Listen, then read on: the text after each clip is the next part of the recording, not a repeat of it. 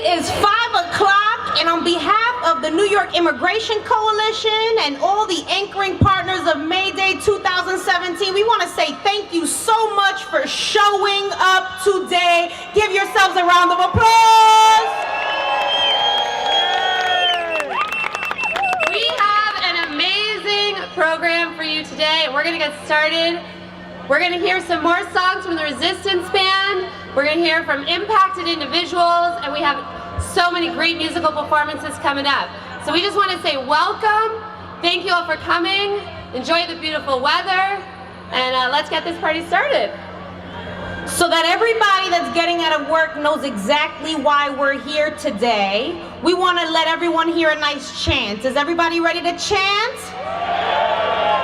Is everybody ready to rise up?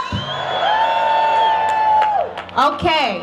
So, we're showing up today for our immigrant brothers and sisters, for our laborers, and for all those folks that are under attack under this new administration. So this chant is going to go a little bit something like this.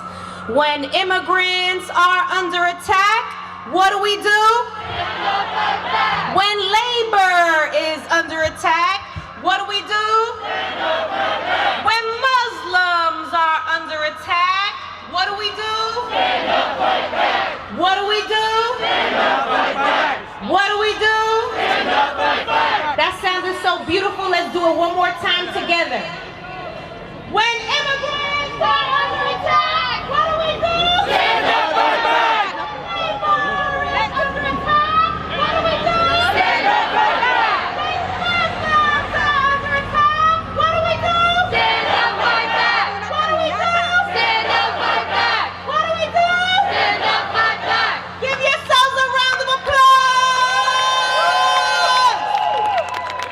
And the hashtag for tonight's action is hashtag Mayday 2017. So feel free to tag your organization, our organization, or any organization you showed up with today, and use that hashtag loud and clear. Thank you, everybody.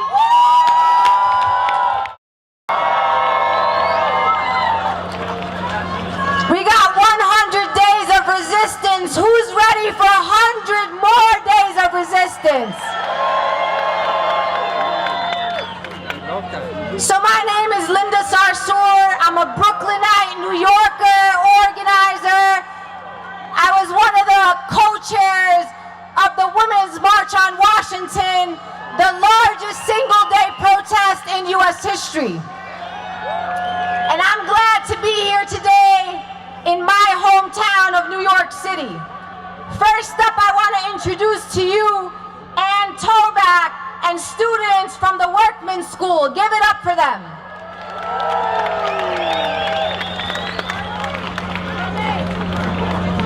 Hello, New York. Today, we join thousands of people across the country who are rising up and demanding an end to the Trump administration's racist and unjust policies. We stand in the shadow of massive May Day mobilizations, which date back to 1886 in Chicago, when workers called for a general strike in support of an 8-hour workday. Soon after, it was adopted by workers throughout the world, becoming a global worker holiday by 1890, and throughout the early and mid-1900s was an annual day of action. 11 years ago, in 2006, May Day was revived by the immigrant rights community, and immigrant and union activists have continued to stand together on May 1st each year. Today, the Workmen's Circle's progressive Jewish community is proud to be standing strong and speaking up for immigrant and worker rights, as we have done since our founding more than a century ago, when we ourselves were an immigrant community rising up each May Day. We are honored to be a part of a coalition of immigrant rights and labor organizations, including the New York City Central Labor Council and the New York State AFL-CIO, all together answering a call to action and committing to fight at every opportunity Trump's bigoted efforts to divide us. When he seeks to divide, we rise up to unite. We will fight his attacks on immigrants and his inhumane deportation orders. We're here to fight his attempt to build a border wall and close our borders to those who need us most. We will fight his attacks on our right to collectively bargain. And we will fight at every turn his agenda of hatred and exclusion. This May Day, we're here to say we're not backing down. We're here to resist and resist and resist today and tomorrow and the next day and the next week and as long as it takes. The 100 days of Donald Trump have not changed the soul of America. They haven't changed our values. They haven't changed who we are. Donald Trump hasn't changed who we are here in New York City, has he? And that's true all over the country. The things he has proposed have gone down to defeat in the Congress and in the courts. The only thing he's managed to do is create division and fear. And what it's all about, my friends, is quite purposeful. This is a purposeful attempt to demonize immigrants. Let's be clear, it's not accidental. It is an attempt to demonize people of color, to suggest that somehow immigrants are a danger to this nation, which makes no sense in the ultimate nation of immigrants. In the State of the Union address, the president had the audacity to suggest we need a quote-unquote office for victims of immigrant crime. Just one problem. Just one problem. Most crime is committed by people who aren't immigrants. Donald Trump has attempted to make people all over this country who are feeling economic distress, who are angry that their situation isn't all it should be. He's trying to make them blame immigrants for their economic circumstance. Guess what? The immigrants didn't create the way our economy is. The 1% did it. The millionaires and billionaires did it. Working people did not create income inequality, but working people will answer income inequality by fighting for fairness and justice. And that is what May Day is all about. We gather together to show our strength. We gather together to say to Donald Trump, you can try all these things, but you will not succeed. You think you can, but no, you can't. That's what we say today. Today, we recognize the truth as we know it. In this city, the greatest city of immigrants anywhere on the earth, New York City is stronger than ever, not in spite of immigrants, but because of immigrants.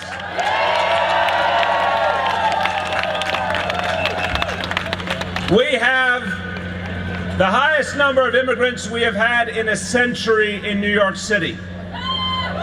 And you know what else we have? The greatest economic prosperity we've ever had in New York City. We are the safest we've ever been in New York City. Immigrants helped create the safest big city in America. Immigrants helped create today's economy with the lowest unemployment in 40 years in this city. So we're not only going to tell the truth and show the evidence that immigration is part of what makes this city great and this nation great, we're going to do more than that. We're going to stand up for immigrants. Working with the City Council, we're going to make sure that anyone unjustly faced with deportation will have the legal assistance they need to protect themselves and their family.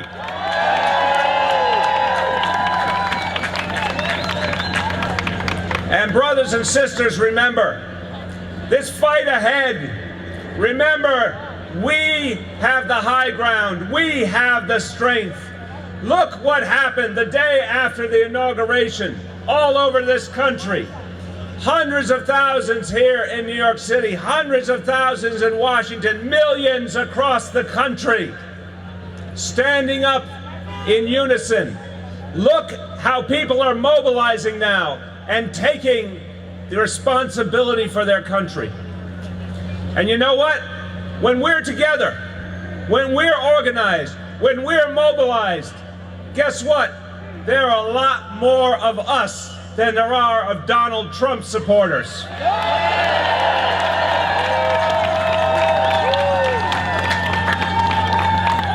Our numbers are greater, our voices are stronger.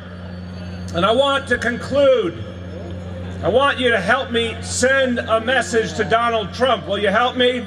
I need you to be loud so they can hear it in Washington, D.C. Are you ready? Everything Donald Trump wants to do, I have a simple message.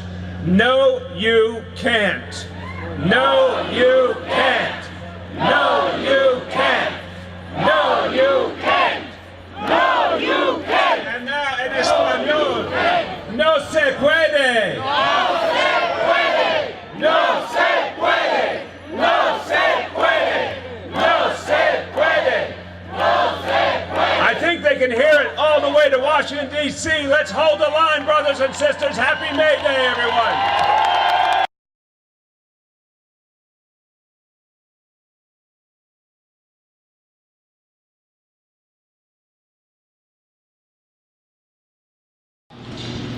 And good morning, New York City.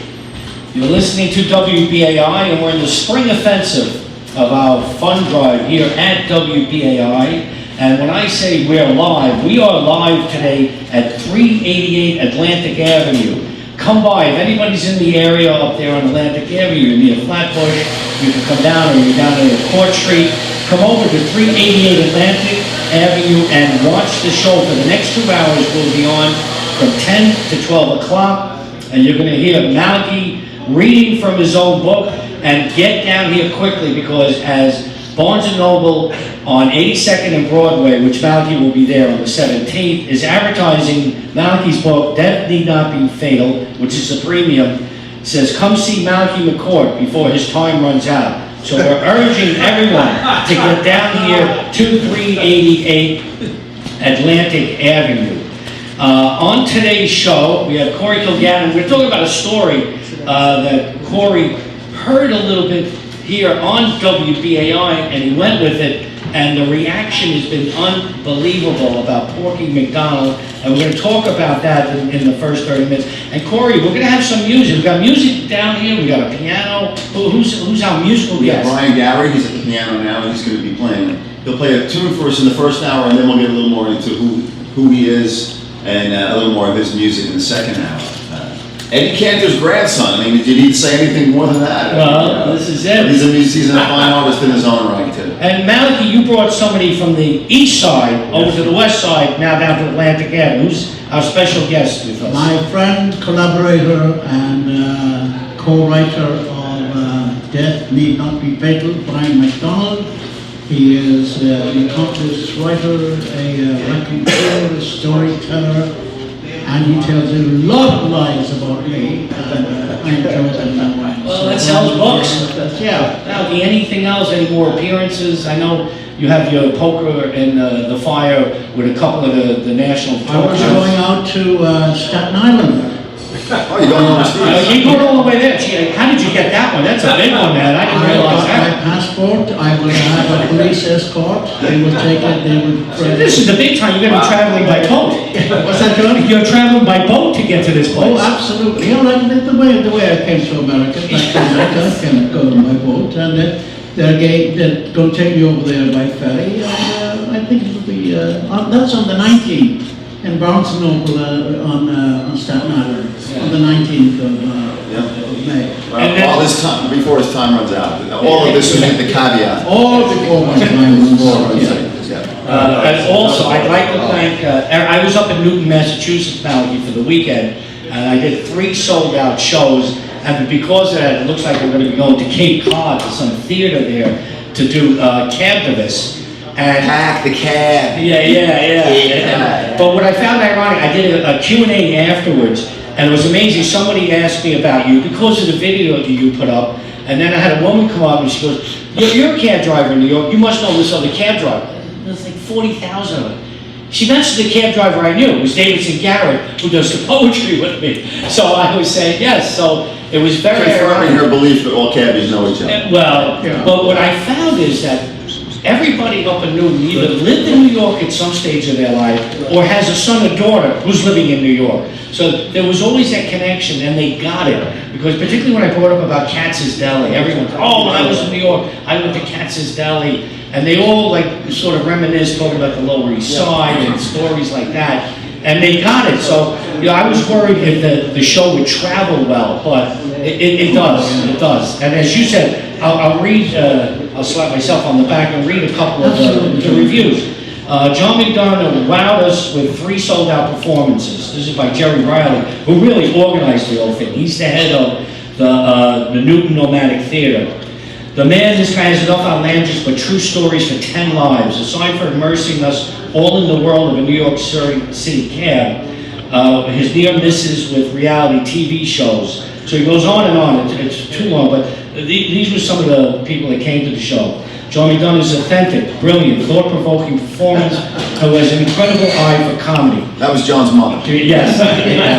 I laughed, and that was by MD Judith Tafar, and then Barbara Laveau said, laugh, think, rethink. I was captivated by Cab-Divus' non-stop litany of stories filled with surprise and ordinary, extraordinary, off-the-grid and well-known characters. This is Leslie and Lee Brooks. If you enjoy an evening doing something less typical, run and grab your tickets. I was part of the audience, said Claudia Jacobs. Said he's a one man and a reverend. If you're part of the human race, your sides will be shaking. And that's about it. So I mean, it's crazy. Yeah. So when are the next 2? Did you earn your right? Did you get an extension on the show? Is that I'm definitely going back maybe in September, and I'm trying to get Malachy now. We're going to go up there and do a book reading that they would host them. But it all started because the Irish American writers and artists doing some of the 10-minute slots of the stories and then combining them together in 60 minutes and that. Now, Corey, we're going to go to you. You got a story from WBAI with a guest who you had written up from the story of Queens, Thomas Porky McDonald. Right, he's been on the show a few times. Yeah, he was on live. And the thing is, when you were hearing him telling his story about spreading his friend's ashes around the country, when did it click on to you that this might be a story? No, immediately. And the way it happened was that we had Porky McDonald on a couple of times on this show, usually around opening day, baseball. He's the baseball part of the story. He writes his own style of poetry, mostly about baseball. He's a poet and the grandstand, as he calls himself. So we had him on around opening day. It was a month or 2 ago. Big Mets fan. And now, he's holding forth as he does. And Malachy asked him about, spreading ashes in a ballpark. It's a thing with baseball, with fans, sporting fans, Yeah. And he said, yeah, in fact, I am familiar with that practice. In fact, a friend of mine who passed away a few years ago, his family gave me a certain amount of his remains, his ashes. And Porky starts telling us on the air about how he's been going around the ballparks around the country, not only leaving his ashes behind in the ballparks, but since his friend was a plumber, he did it the only way he found appropriate. He'd flush it down the toilet, so he'd get it into the pipes of the stadium. So we're on air. You can, these shows are archived. We were flabbergasted to hear this. And so after the show, I called Porky. I said, this actually may be a second story because I had written up 2 years ago as a character in my Sunday column, just as a New Yorker, And so, and I revisited it. I checked with the desk. I said, this guy does this amazing thing. He leaves he flushes his friend's ashes in the toilets of major league ballparks as a tribute to the guy. So they liked the idea, and so then we wrote it up. It ran yesterday in the paper, and it went really big. Everyone was. Well, the reaction is, Michael G said he was coming in this morning on 1010 Wins. They were talking about the story. I know CBS this morning at 5:30 on FAN They were talking about the story, but you get no credit. BAI, it's called now The Story, that just appeared out of nowhere. But it was on Stone Sports. tablets down from the mountain. Yeah, but it was on Sports Central, and also they were talking about, well, what would you do with your ashes? And it became a conversation for like 30 minutes on FAN, the whole story about it. And Toronto covered it. You got calls from England. But when you do something like that, do you ever envision, or it's just, the story goes out, that's it, it's over? Well, I mean, you could never predict how much these stories gain traction, because a lot of it's almost beyond, I don't know, your control, but even the story's merits. I mean, sometimes simple things click. Nowadays with social media, it's huge. It's even more than, you could have something on the front page of the New York Times, the Daily News, or something like that. And that doesn't even almost dictate how big the story, and now it's social media. If something catches fire on Twitter and Facebook and Instagram and all that stuff, it goes nuts, and everyone picks it up. My wife, who didn't read the story the other night, she's going on Twitter. She's following somebody at the Washington Post and the LA Times. She goes, what did Corey do the other day? I said, what are you talking about? They're tweeting out for the Washington Post and LA Times about this story. And I said, this is like now, it's going all over the place. Yeah, people like this kind of stuff. I mean, I think it's... And also as far about ashes, and God knows whoever she is, we know in my family all about ashes. The brother did make ashes famous. Most famous ashes in the world. Yeah. But the economics now of the whole funeral, and it's an industry, have changed because of cremation. And one time people had coffins and caskets, great ceremonies and funerals and so forth. And now it's, you can just go, and there's a group, one firm here that I've organized, and you go to them and you give them $900, and they will come and get you, burn you up, and return the ashes, and you're all set. You can put them wherever you want. And mine ashes are for the Hudson. There's down by the Hudson on the west side, there are rows and rows and rows of benches. And it costs, benches are expensive. They cost about $7,000, but I think you can put your little plaque on there with your name and the time you died, when you died, and then you can overlook the river for the rest of your eternal life, whatever that might be. And what are you going to? Where are your ashes going to be? Right in there. You're not supposed to put them in there, but you can. In the water or on? You're not supposed to do that. No, but you can do that. But Corey, bringing that up, did you find out what is the legality of what Porky is doing? I really don't know. And I mean, you remember like a month or two ago at the Metropolitan Opera, they stopped the whole production and they canceled the rest. Because some guy was bringing his deceased friend's ashes to the orchestra pit, and they thought it was anthrax or whatever they thought it was. Well, I can't see that, Corey. If you, most of us now actually use the toilet to dispose of our own waste, right? And we flush it. Now, could you say you can flush crap down there, but not ashes? No, I don't see. Is there a law against that? Yeah, but like, it's a good question, because Porky thought maybe there would be, right? And he would smuggle these ashes in. Well, you know what I was more worried about when I was reading your story, and I'm going and saying, listen, this is, you wonder how the family's reacting. And then I get down to one sentence, and you said, I called this guy's brother. I go, oh, here we go. This is not going to go well now. And he said, yeah, that's no problem. Yeah. And I was saying, oh, he was down with it. You could just imagine if the family was upset about what he was doing, but at least they were behind. No, they're full on my, honestly, I don't think I would have undertaken it. I mean, that was one of my things to him, was I got to call the family first. Just Another connection with the Cubs was the ashes of my friend Tom O'Malley. Tom was he worked for Candid Camera, Alan Font, and he worked on the Tonight Show and all these other shows. And so he was a fanatic. I mean, although he lived in New York most of his life, but he was a fanatic Cubs fan. So he said he would like his ashes to be put in Wrigley Field.